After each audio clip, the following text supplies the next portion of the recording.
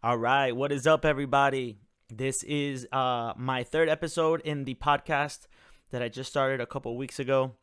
I'm really excited to talk about a lot of things today. It is Monday, September 19th, so we're going to talk about a lot of things that went on over the weekend.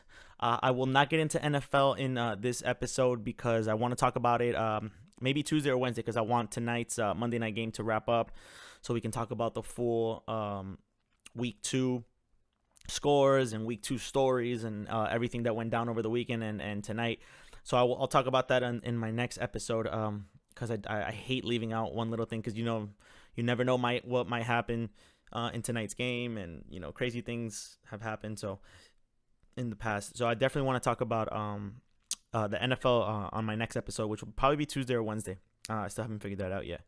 But last time I talked to you guys, it was it was the Tuesday after week one, and we talked about everything that went down in the NFL.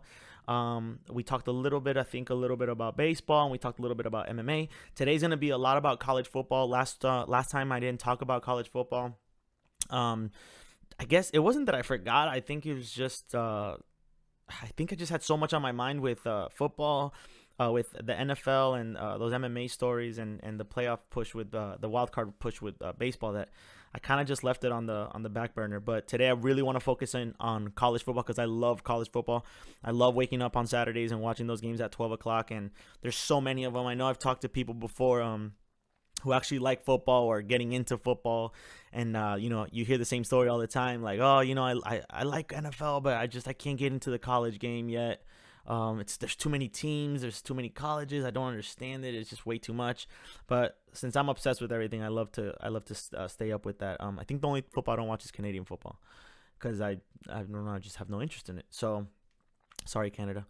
But I do want to talk about college football. One of the biggest stories I'm going to get into. I got my page and my computer all set up for it. The top 25 got rattled this week, especially because of the biggest upset we saw this weekend in college football, which was Louisville versus FSU.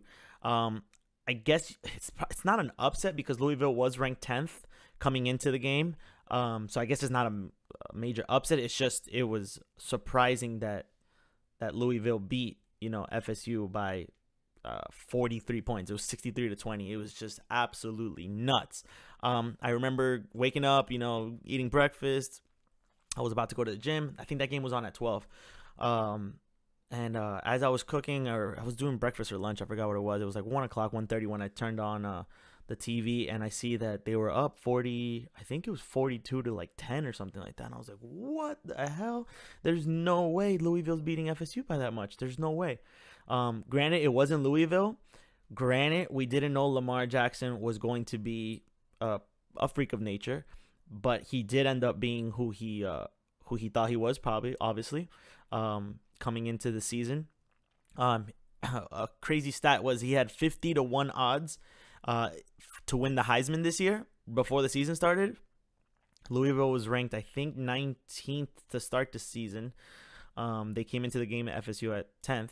But he was ranked 50-1, or he was projected 50-1 to win the Heisman, so almost basically not in the race. And today, or yesterday morning and today, they start saying that he is the clear-cut Vegas favorite to win the Heisman Trophy winner, which is crazy, which it just shows how nuts every week something can happen, and every week things can change. And that's why I love the game so much. I think it's because it's only one time a week, and then you have the whole week to kind of like think about everything and get everything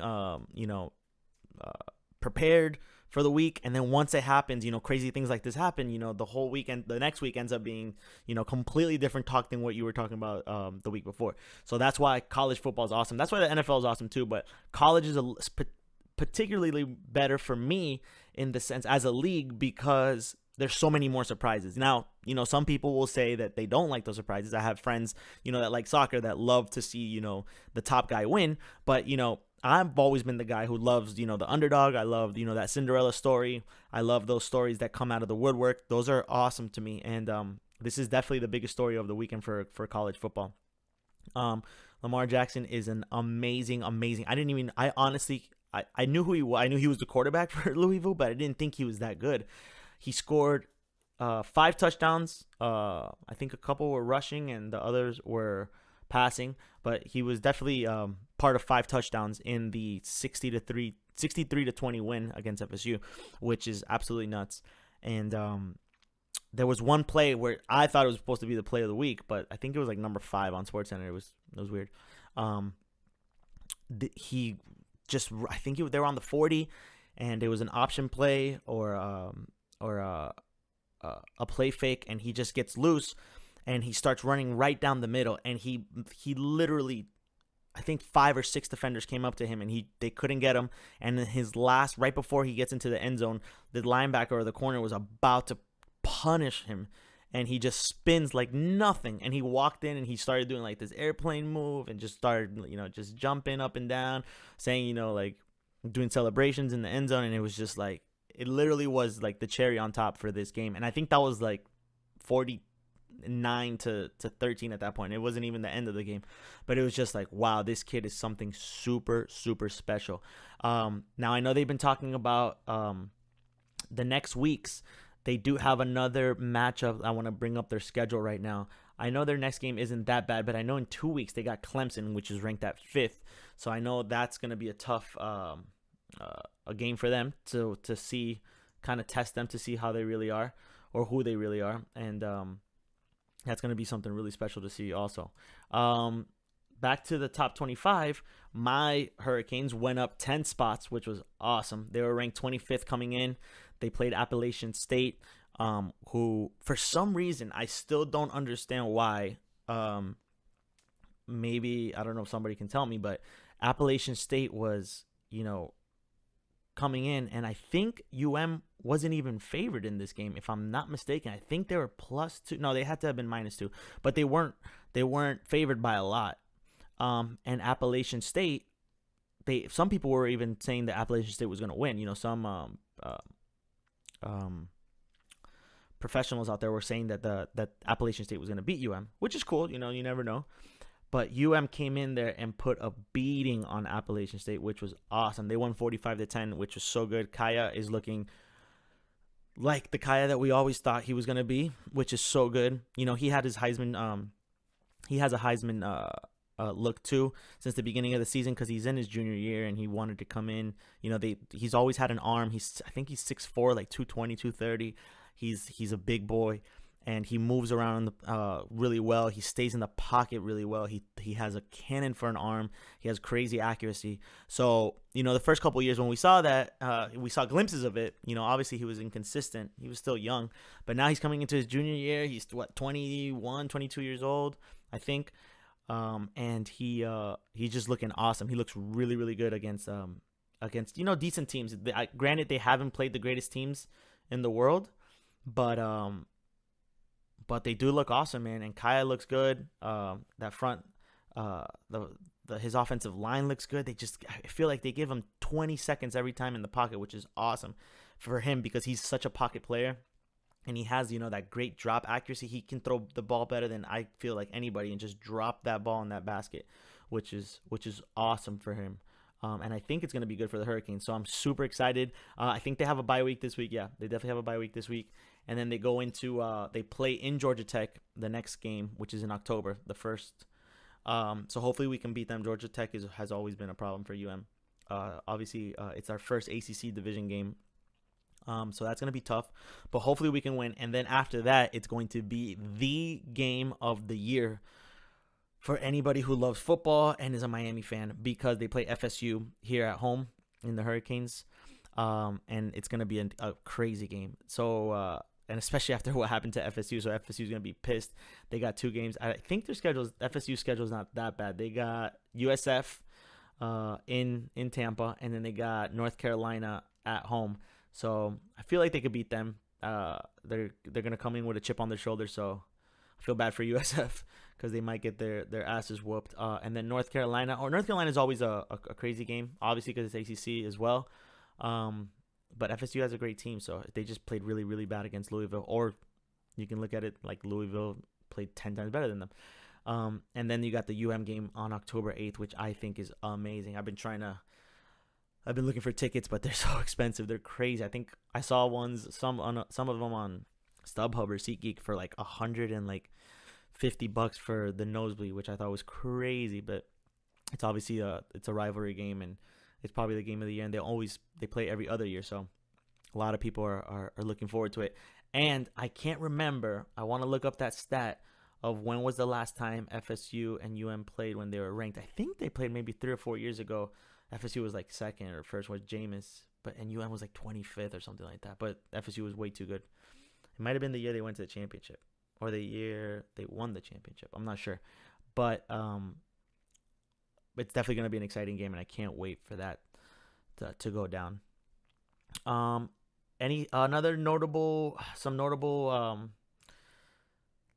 notable stats also in the top 25. Alabama stayed at number 1. Ohio State went up to number 2. Obviously, since FSU dropped, FSU went down to 13th. They were ranked second in the nation, and they went down to 13th, which is kind of crazy. But after you get your ass whooped like that, you would think that. I mean, that's the reason for the drop. You can't put them in front of Michigan. You can't put them in front of Clemson. You can't put them in front of Houston. Houston won big. Who did Houston beat? Cincinnati. They beat them 40-16 in Cincinnati. So that was a good game for Houston. They're a little dark horse. I like Houston. They're good. I was watching them I think 2 weeks ago or a week ago, and they looked pretty solid. Stanford's 2-0 at 7. Michigan State is at 8. Washington coming in at number 9. They looked good, but they dropped one spot. And Michigan State definitely went up. I believe because was that the Notre Dame game? I think it was. Michigan State beat. Bringing it up right now. I think they beat Notre Dame, and that's why they went up so much. But I want to double check so I don't get my stats. Yeah, that was the Michigan State Notre Dame game. So obviously beating Notre Dame, who came in ranked super high. Now they've lost 2. Well, obviously two good teams, but Michigan State won, so they definitely went up 4 spots. So they're ranked at number 8th. Yep. Texas A&M. I saw that game against Ole Miss. It was a pretty good game. Ole Miss looked like they were about to come back, but Texas A&M's defense, man, they are beast, man. And I forget, they keep on talking about, man, I don't want to kill his name. I always forget his name, man. Number 15, he's nuts. Is it? Oh, Trayvon? No, not Trayvon. What's his name? Oh, I look like an idiot now. The defensive line. He is just absolutely insane. They say he's the best player in the country. I hadn't seen him. I hadn't seen a full game with him, but he looks absolutely insane. And he is Myles Garrett. That's who he is. Myles Garrett. And he is a junior. And this kid is a beast. Oh my God, he's such a beast. He's crazy. The way he jumps off the line is absolutely nuts. He looks like a DeMarcus Ware kind of guy. Well, that's who they compared him to.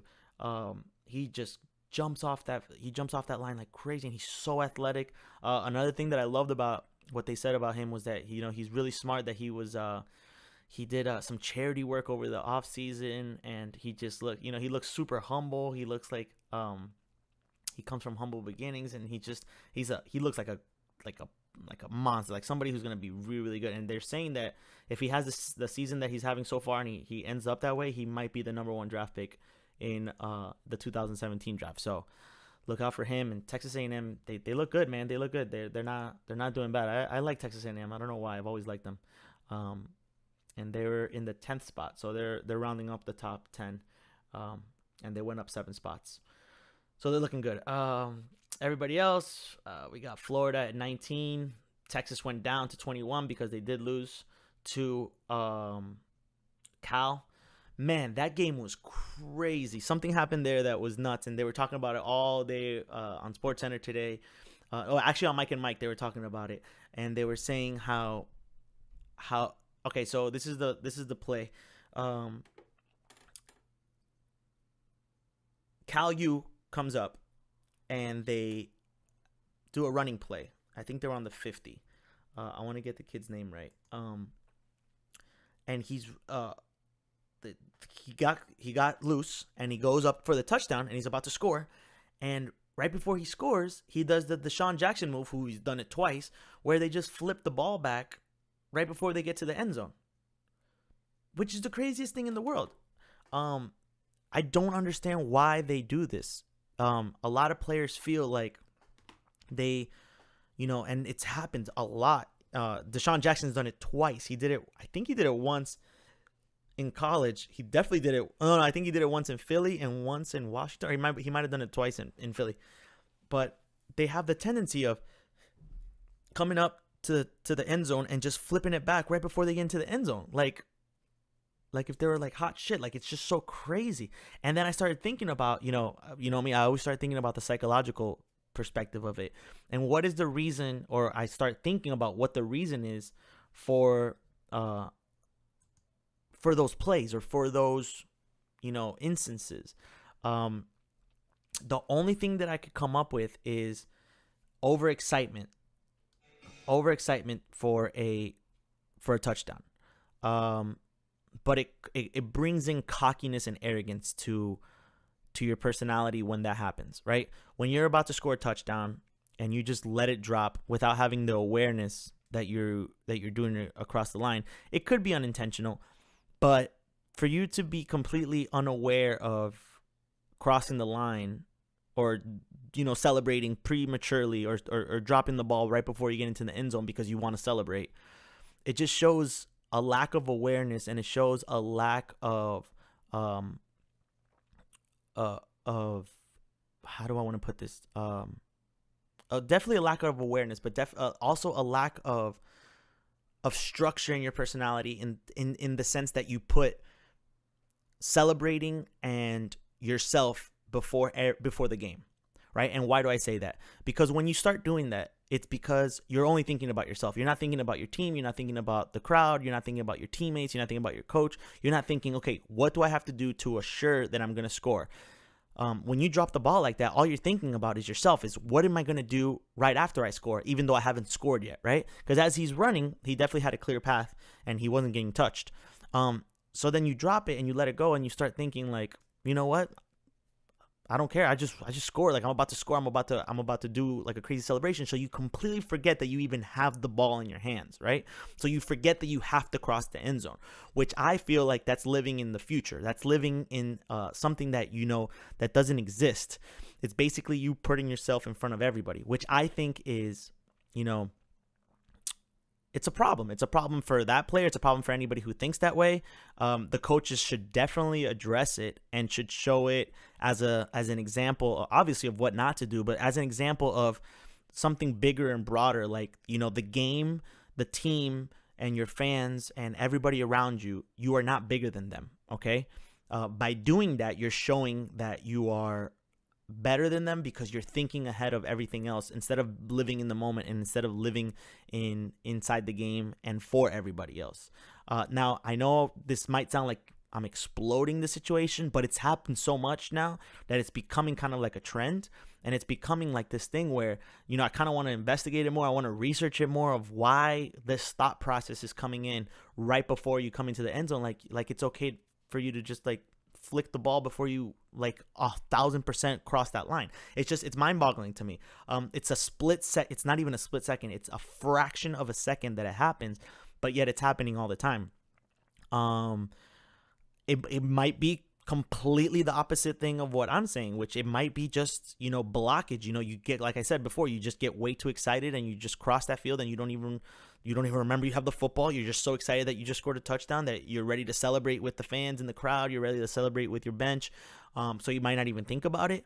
But like I said before, the most important thing about this is the awareness, and the lack of the awareness is the problem. And it's those small details, especially in football, that can ruin a game or could make a game. Just to put it into perspective, they were California was up 50-43 with a minute left in the game, and he did that. And if the referees, which I thought was a crazy call too, if the referees wanted to call it the other way, they could have called a touchback on Texas. For Texas, because Texas, one of the players picked up the ball. One of the defensive players picked up the ball, but he picked it up not knowing that, he thought the touchdown was already over. He just picked up the ball and just threw it back to the ref. But if the refs really wanted to do something, they could have called a touchback on Texas, and they would have gotten the ball back with about a minute left, and they were only down by a touchdown, and they could have potentially tied the game and maybe taken it into overtime, and they could have lost that whole game because of that fraction of a second.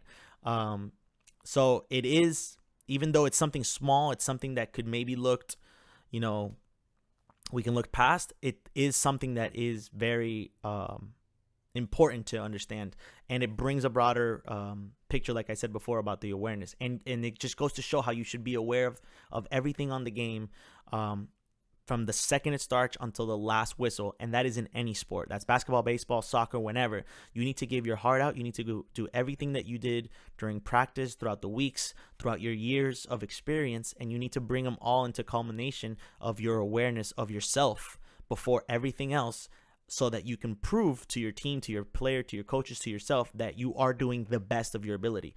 You're optimizing your fullest potential. By doing stupid plays like that, it just goes to show that you're not optimizing yourself. You're literally just getting by. You're trying to do as much as you can, but you really don't care about being the best or trying to do your best in every situation.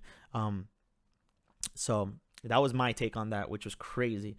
And it could have gone 20 different ways, and it probably would have been the conversation of the year, definitely the conversation of the weekend, if they would have lost that game because of that flip in the end zone. So yeah, just something to note about. Everything else was pretty much the same for the top 25. Super excited about next week. What are the games next week? There's a big game, Clemson at Georgia Tech, which is it's always fun to see those games, ACCs. It's in Georgia Tech. Georgia Tech is still undefeated, so definitely going to check that out. What's another game that I wanted to check out? Georgia Ole Miss. Those are always good. Obviously, also those are SEC, so those are going to be that's always a good game. Ole Miss is going to have a little chip on their shoulder because they got 2 losses, but they get to play Georgia to try to prove themselves. I think the game of the week is definitely Wisconsin, Michigan State in Michigan State. That one's going to be an awesome game to prove who can probably stay in the top 10. See if Wisconsin wins, they'll go up to top 10, and Michigan State will probably drop out of it. Or if Michigan State wins, that'll be a big win for them, and they might go up. And then the last game that I was looking at is the SEC matchup, University of Florida at Tennessee. That's always a great game. Florida's ranked 19th, Tennessee's 14th. I can't remember the last time Tennessee's been ranked that high. I don't want to say something that I don't know, but I don't think they've been ranked that high in a while, and especially a Florida-Tennessee game where they're both ranked in the top 20. So that's going to be an awesome game. Can't wait to see that. And yeah, that is my take on college football this week. Just a little bit of some information. Okay, so let's move on. I want to switch gears and go into soccer. Like I said before, if you don't like soccer, you can turn me off right now. If you like soccer and you want to learn more about soccer, turn the volume up. So, last week, as I was talking in my podcast last week on Tuesday, there were a couple games going on, or there was about to be a couple games going on in the UEFA Champions League. This is, like I said in my last podcast, this is an awesome tournament. It just got on their way.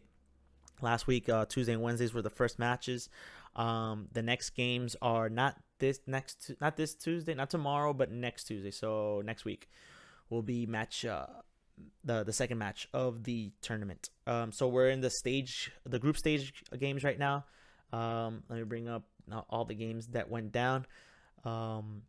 Bayer, obviously, they're a crazy good team. They played Rostov, who I have no idea who it is. Like I said in the last podcast, there's just a bunch of games where you have no idea who is who, and that's why it's kind of hard to get into right in the beginning, because you see a team like Bayer and then they play Rostov, who I literally have no idea where Rostov is from. I'm guessing maybe Russia.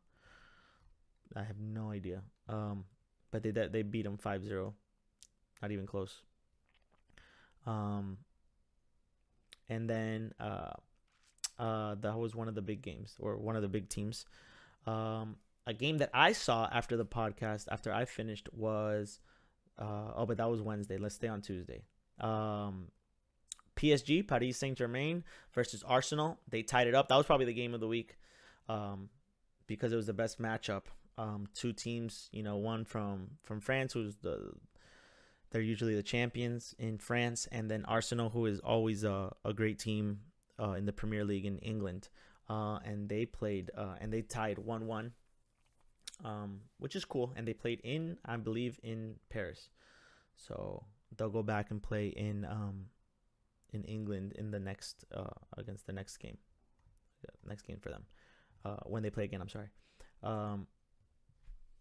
Okay, so yeah, that was the second game that I saw that was good. Barcelona beat Celtic 7-0. No surprise there. Atletico beat PSV 1-0.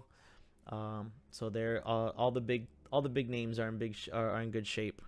Then we move on to Wednesday. Real Madrid, they played I forgot who they played. Oh, they played Sporting. Oh, that game was crazy. I just remembered now. They were down 1-0. They were literally losing 1-0, and I think, if I'm not mistaken, let me bring that up. I think in minute 88 or minute 80 something, they scored to tie it up. And remember, they were in Madrid. They were playing in Real Madrid. And all the good players were playing. Ronaldo was playing. Benzema was playing. Modric was playing. They were all playing. So it's not like it was like backups or anything. It was a crazy, crazy, crazy game. But I want to make sure I want to come up with what time was the goal. I think it was minute 88, if I'm not mistaken. It was definitely late in the game. Yeah, minute 89.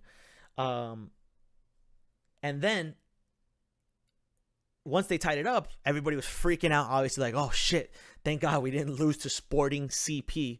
And that would have been embarrassing. And then in minute 94, Morata, who comes in, minute 94 in stoppage time, they scored the second goal, and the place went absolutely bonkers, which is kind of ironic because they should have beat the team, definitely comfortably. But certain games, that's why you got to play the game, because you never know what could happen. They were definitely down. They were able to tie it up right almost at the last minute, and then in the last minute, literally in stoppage time, they scored to win the game 2-1, which is absolutely nuts. That was crazy. You can call it luck. You can call it, champions luck. You can call it whatever you want to call it. But as long as you put yourself always in the position to win, good things can happen, even if nothing went right the first 88 minutes. So that's something in psychology that I love to talk about a lot too. Just because the game isn't going your way, just because the flow or the state that you want to be in hasn't been what you wanted to be the whole game, doesn't mean that you should that you shouldn't try to get back in. So being aware, again, the word awareness is the biggest word. Being aware that you're out of that normal state, which is, like, let's say for Real Madrid, they should be winning that game. They should be making crisper passes. They should be playing better. Sometimes it's just luck. Sometimes the ball's just not going in. Sometimes what you planned isn't working. Whatever it might be, whatever negative things might be happening in the game, whether it's you, whether it's the environment, whatever variables, you should always understand where you are in the game personally. And you should always understand that no matter what is going on, you're going to stay in a comfortable and relaxed state. And I feel that's what champions do, right? You hear this all the time in MMA. You hear this all the time in boxing and old boxing, where, you almost counted the guy out. The guy they call them championship rounds when they're in the 4th and 5th round in MMA, because, you start feeling gassed out. You start feeling like you're about to die, like nothing else can work. But being aware of understanding that you're out of that state and trying to get back into it and fighting to get back to your normal state is the name of the game. It's how you become a champion and how you grow as an athlete. Because it's not always going to be perfect. Michael Jordan always said, he goes, all the fails and all the misses that I made, or that I didn't make, or that happened, were the reasons why I became the greatest. It was because I missed all those free throws that made me go back to the gym and practice more free throws and understand that when I was in the game and I was missing free throws, that was going to happen. And I can't get mad at that. I just got to smile, shrug my shoulders and brush it off. Because once you're missing, it's just, there's nothing you can do about it. You know, as long as you know that you're giving your all and you're optimizing your fullest potential, and if it's just not working, it's just not working. Yogi Berra has a great quote, old New York Yankee baseball player, and he has a quote that a reporter asks him. He was in a slump. He hadn't been hitting for a while. I think he was like 0 for 13 or 0 for 15 or something like that in like a 5 or 6 game span. And they asked him, "Hey Yogi, like what's up? Why are you missing so much? Why aren't you playing well?" And he goes, "I'm not playing well." And they're like, "Yeah, you're 0 for 15." And he basically just says, he goes, "I don't know, I'm just missing, it is what it is. It's not that I'm not playing well, I'm playing my heart out. I'm swinging for the fences. It's just, I'm just not hitting it. What do you want me to tell you?" And he basically gave that nonchalant look like, "Hey, I'm still Yogi Berra. I'm still one of the greatest players of all time. I'm swinging like I should be swinging, and I'm just in a slump. What do you want me to tell you? I don't know what else do you want me to tell you." And he gave this answer like saying, what you take from that answer in psychology is that it's gonna happen. You're not perfect. Nobody's perfect. Nobody ever not missed a shot in basketball. Nobody ever not struck out. Nobody in soccer never missed the goal. It's just impossible. It's impossible. It just doesn't exist, right? So then understanding that moments like that will happen during a game, during a season, during a week, during in a certain period of time, understanding that you're not in it is okay. And smiling about it and knowing that you're out of that state and that you're trying to fight your way back in by being comfortable, by being relaxed, and by just playing your game will eventually optimize your potential, your performance, because it will put you back into that normal state, which will eventually let you perform physically the way you want to perform. That's something that's very important in sports and for athletes when it comes to individual and personal feelings and the way you act towards a game and towards throughout your whole season and your career. So it's very important to stay aware of being out and in of these states, so that you can become a better player. Okay, I feel like I'm rambling. I hate that. So back to where we were talking about, Champions League. So Real Madrid snuck out the win. Awesome game.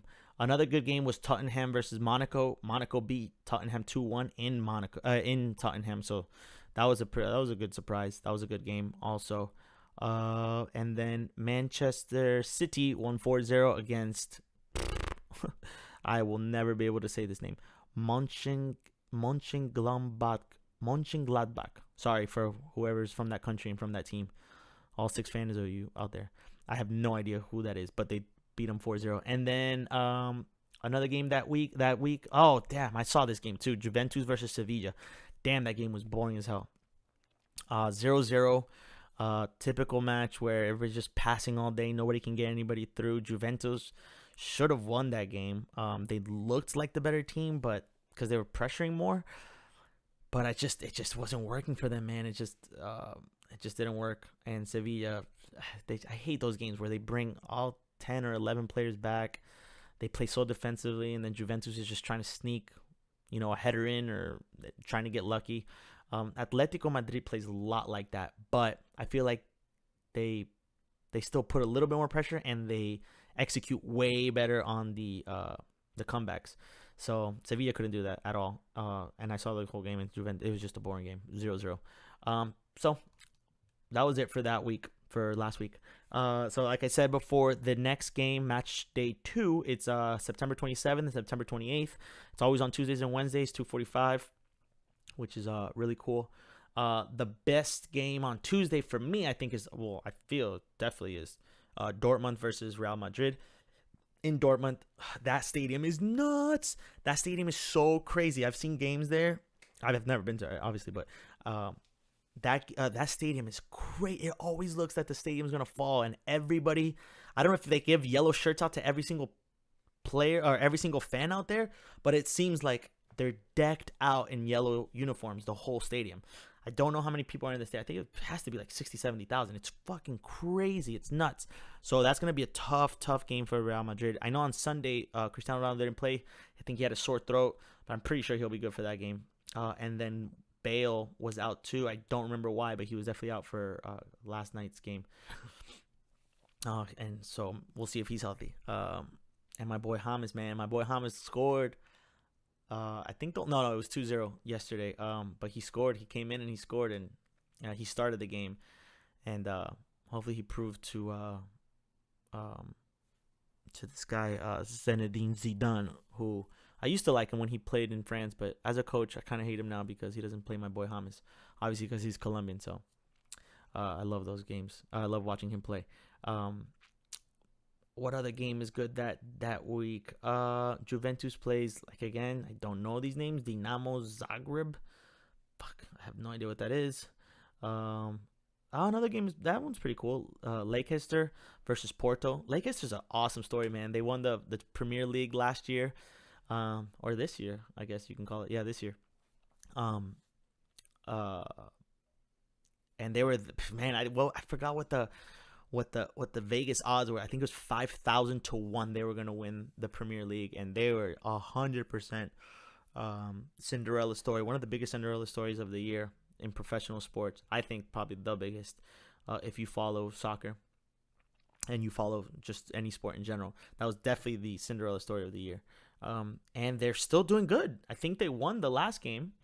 Yeah, they definitely won the last game. Let me double check. I hate saying wrong thing. Yeah, they won 3-0 against Club Brugge. I have no idea who that is again, but they beat them. And they play Porto, who's a good team from Portugal. And they play on Tuesday, so that will be a cool game to watch. And it's in Lancaster, so I always say I want to say Lancaster, but it's Leicester, yeah, definitely.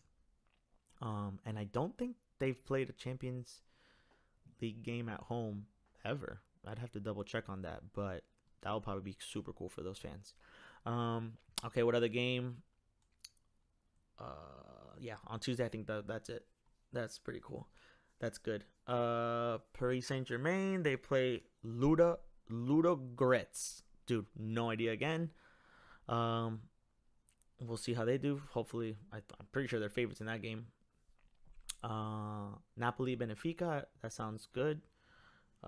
Barcelona plays, again, another team that, like I said, I couldn't mention before. Mönchengladbach, no idea. They should whip them. Manchester City plays Celtic, which Barcelona beat 7-0. We'll see how that plays. Oh, and this is definitely the best game on Wednesday, and probably the best game of the week for me. Dortmund Real Madrid is awesome because it's in Dortmund. And then another Spanish-German game, which would be Atletico Madrid versus Bayern Munich, which that game will be super cool. I will not miss those two games for sure. And that game is in Madrid. So we'll check those games out, and we'll talk about those.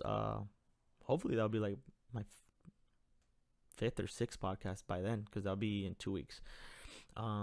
Yeah, so I think that's it. That's all I'm going to talk about Champions League. Probably boring for the people who don't like soccer, but for the ones who do, probably listen to just a little bit of information, just in case you forgot or you want to listen to it. And then the last thing I'm going to talk about today, which I always like to talk about, MMA. Nothing crazy happened over the weekend. There was an event. It wasn't a crazy event, but it was Dustin Poirier versus Johnson, I think. And Dustin Poirier lost, which that just, I mean, I think he's on a 3-game losing streak. I want to double check that. But I want to double check that before I say anything. Like I said before, I hate giving false information and not giving the right stuff, because I talk out of my ass so much, but when I'm in front of a computer, it's kind of hard to talk out of your ass. So yeah, let me see. See, that's the thing. There's so many fights all the time, and there's so many fighters that it's so hard to just like look it up and go into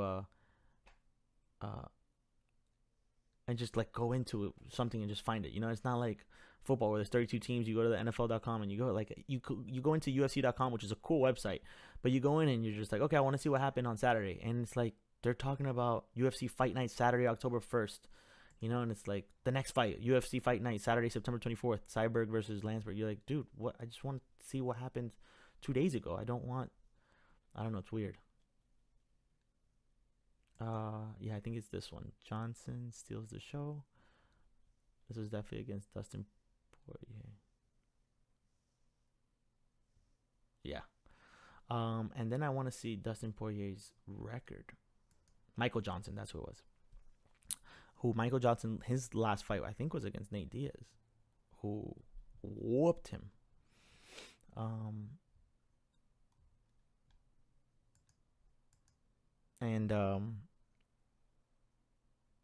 Yeah, so that was a good win for Michael Johnson. Although, I don't know how big of a win it is if Dustin Poirier is not just doing that well. All right, well, forget that. I really don't want. I'm spending way too much time on that. A big story that happened over the weekend was old school Mr. Veteran, Mr. Super funny personality Chael Sonnen in MMA got signed to Bellator, which I have two takes on this.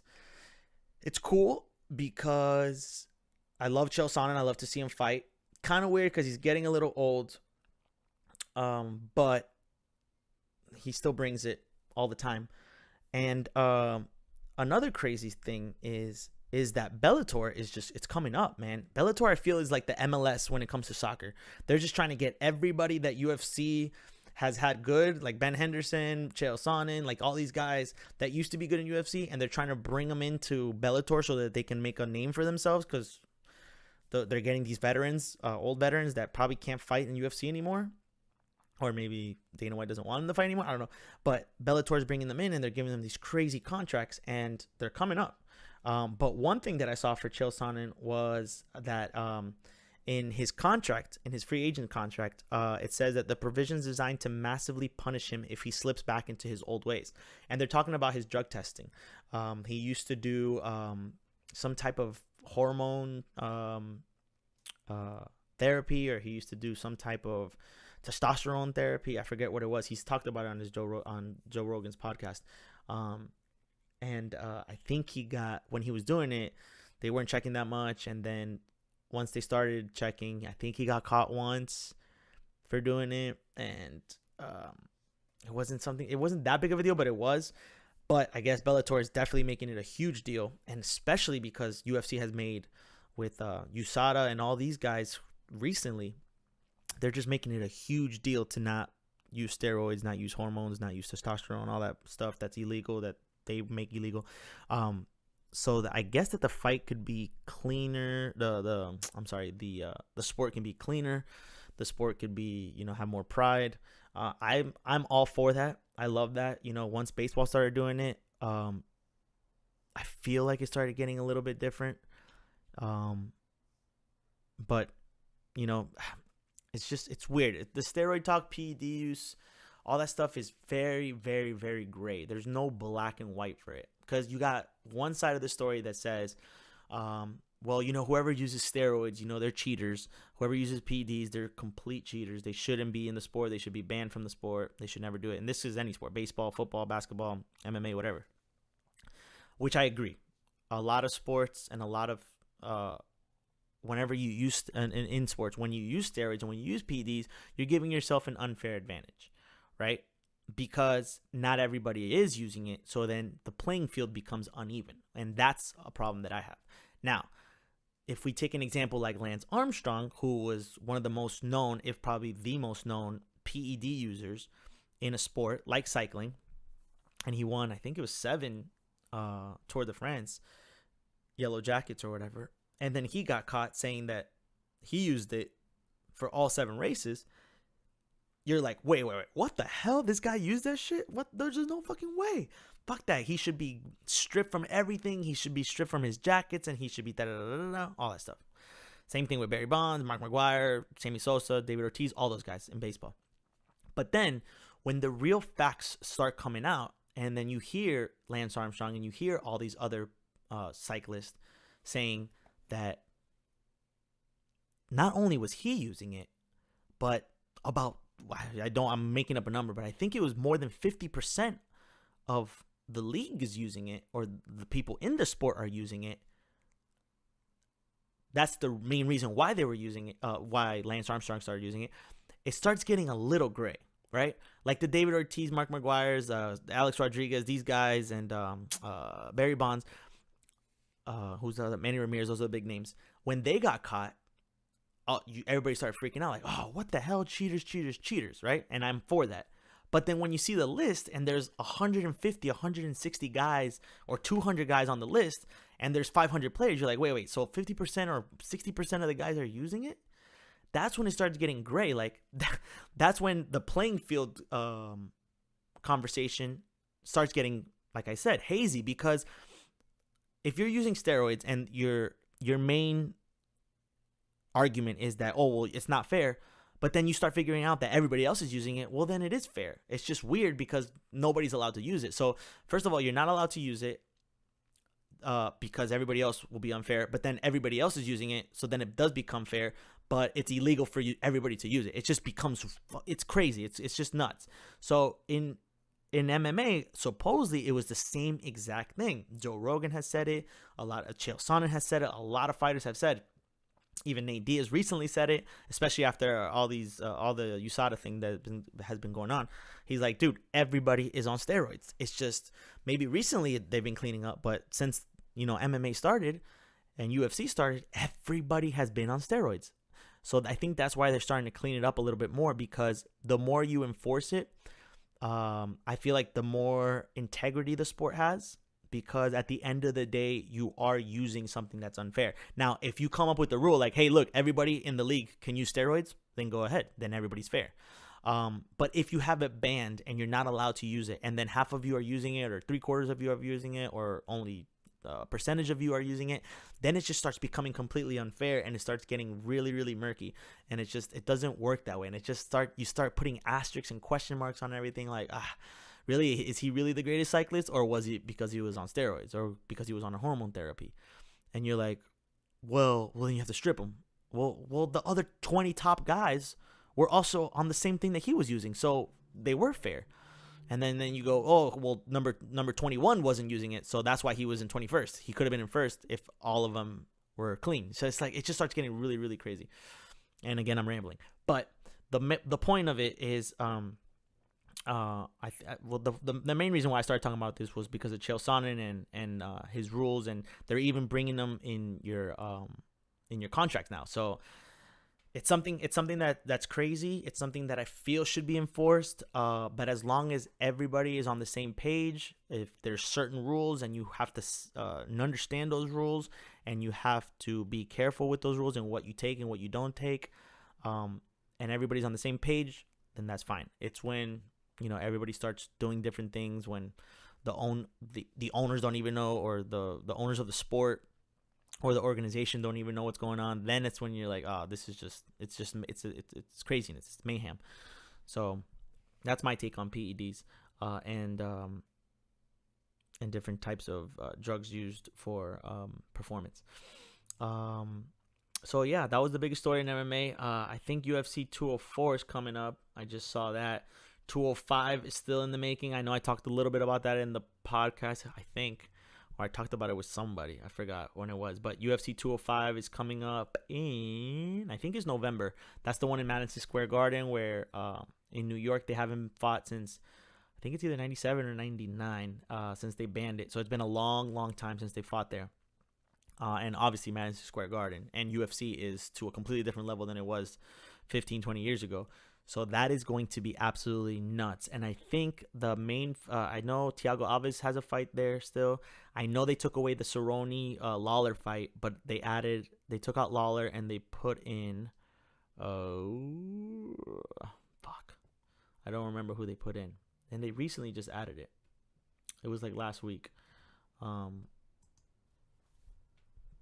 can't I remember? I know for sure Weidman is fighting Yo-Yo Romero, which is going to be that fight. Oh my God, I can't wait to see that fight. That fight's going to be absolutely crazy.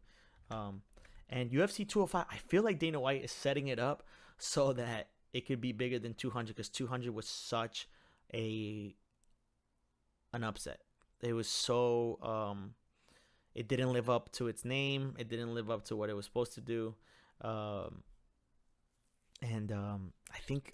think he wants to make it, obviously, because you're going back into New York. And November 12th is the fight. Because you're going back to New York. I think he wants to make it the card of the year, which 200 was supposed to be, but it just didn't work. So these are the fights right now. Like I said, Chris Weidman and Yoel Romero, they're on the main card, and this is the fight they just added, which is nuts. Tyron Woodley versus Stephen Wonderboy Thompson. That fight is going to be crazy because Tyron Woodley is a beast. He beat in his last couple fights. I know he beat who was his last fight? Oh man, I'm throwing brain farts today like crazy. I know Stephen Thompson just beat let me see this.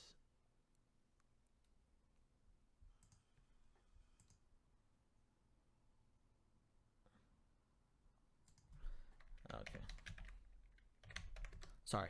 I was double checking, my internet's acting up like crazy. I know Woodley just beat Lawler, right? Was it Lawler? Yeah, that was definitely the last fight, right? Which he knocked him out in the first round. Yeah, that was the Lawler fight, which was absolutely crazy. It didn't make sense. You're like, oh, you definitely thought the fight was gonna go to the end, or maybe they're gonna out wrestle each other. But Tyron Woodley came out and knocked his ass out, and it was just like, holy shit, that was crazy. And then Thompson, just beat Rory McDonald, and he whooped him too. So it was just, it was inevitable that those two were gonna fight. Yeah, he just beat Rory McDonald. And Johnny Hendricks. That's what I was thinking. I was thinking Tyron Woodley the two fights before was he was supposed to fight Johnny Hendricks, but he couldn't because Johnny Hendricks didn't make weight. I think that was last year. But yeah, he just beat Wonderboy just beat McDonald, Hendricks, and Ellenberger, and Patrick Cote. Damn, his last 4 fights have been crazy. How did he not get a title fight before that? That's crazy. I think his only losses to Matt Brown. Yeah, his only losses to Matt Brown, and that was like 4 years ago. So that's gonna be a crazy fight, and that's the main card right now. And that's the only. No, that's not the only main card so far. It's that fight, and obviously the Weidman Yoel Romero fight, but that's not a title fight. So, but it's those two are the main card right now, and that is absolutely crazy. And then on the undercard right now, it's Tim Kennedy versus Rashad Evans. Rashad Evans, I don't know how he's still fighting. But he's still in there. La Quinta versus Thiago Alves. I think that was the first fight they named, which is cool to see Thiago back. That's awesome. I haven't seen him fight in a while. Donald Cerrone was supposed to fight Robbie Lawler. That's who it was. But then he got switched into Kelvin Gastelum. And oh my God, if Cowboy Cerrone and Lawler were to fight, and then it would have been Woodley and Stephen Thompson, and then Weidman, Romero. Oh my God, that card would have been crazy. But all right, and you got Frankie Edgar versus Jeremy Stevens, which is a nuts. That fight is so awesome. I can't wait for that fight because they're fucking monsters too. So the card's shaping up to be one of the if probably not the best card of the year, and I think this was supposed to be 200, and you can tell Dana White's just looking for the best fights of the year, and it's right into that November feel. It's starting to get cold. Thanksgiving, you start feeling it. If he put, I saw rumors that he wanted to put Conor on it. I don't know if he'll be ready, but he wanted to put Conor on it. But I don't know what Conor's fight will be. They're always talking about. They've been talking about him going back to against Aldo. They've been talking about him going up to 155. I don't know what he's doing, so we'll figure that out, I guess, with the time. Yeah, that is my take on MMA so far. I don't think I feel like I did that good. I felt like I brain farted like crazy. That's all right. And okay, so yeah, I'm gonna wrap it up. That was my episode for today. My next episode will, like I said before, will probably be on Tuesday or Wednesday. Most likely I don't know, maybe tomorrow if I'm up for it. You never know. So I'm going to be talking about all the games that happened in week 2, all the NFL games. There was some crazy games. We're gonna talk a little bit about injuries that have been going on. There were some crazy injuries. Hopefully by tomorrow, Wednesday, there'll be a little bit more defined. Always on Monday, it's always like, oh, this is what happened. This is what the doctors are saying. And then they do all their MRIs today, and they all go to the hospitals today, and then you get the results today. So we're going to see a bunch of injuries that happened throughout the weekend, some crazy QB stories that happened. I'm going to talk about who is the best in the AFC, who is the best in the NFC, and I will also talk about, like I said before, definitely going to do the top 3 games of the week that I thought were the best games of the week. Like I said before, it's always like those overtime games, those last second scoring games, and we're gonna have some fun with it. So that is it for today. Happy Monday with everybody, and I hope you guys enjoyed the show. And I will see you guys next time. All right, peace out.